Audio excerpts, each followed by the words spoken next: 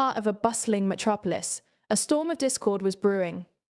The city, once a beacon of harmony, was now a battleground of religious tensions and societal divisions. In Birmingham on Monday, Muslims did take matters into their own hands. Some carried weapons amid rumours the far right were coming. The police now under pressure to explain why they didn't do anything to stop people who were clearly armed. The recent attacks on churches by Islamist extremists had ignited a fire of fear and resentment among the Christian community. The destruction of sacred vessels and the desecration of religious symbols had left the city's Christians reeling. These acts of violence were seen as deliberate provocations aimed at intimidating and instilling fear. The perpetrators, their faces concealed by masks, chanted Allahu Akbar as they marched through the streets.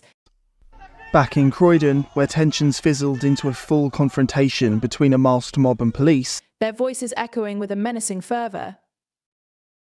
Rumours of planned protests had circulated widely, fueling tensions between different groups. Anti-immigration protesters were eager to confront the Islamist extremists, while pro-refugee advocates sought to promote unity and compassion. The clash of these opposing ideologies created a volatile atmosphere, threatening to engulf the city in chaos.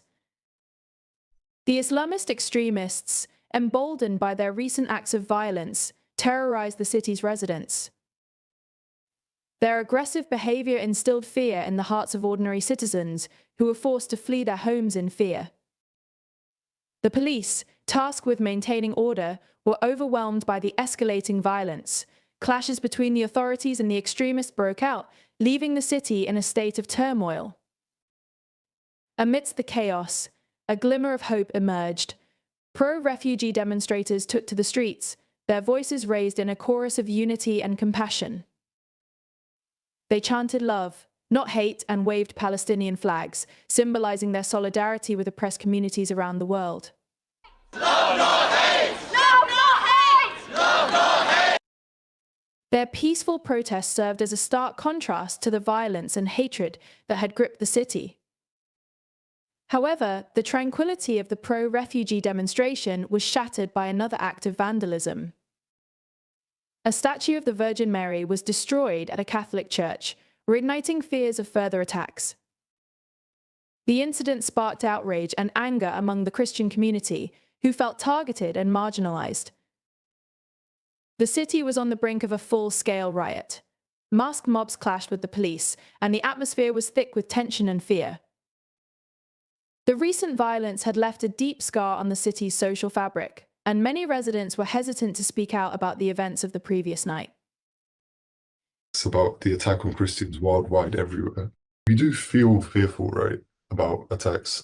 There was a lot of thinking about who actually did this attack, right? Because either it was just a lone crazy man who... The underlying causes of the conflict were complex and multifaceted.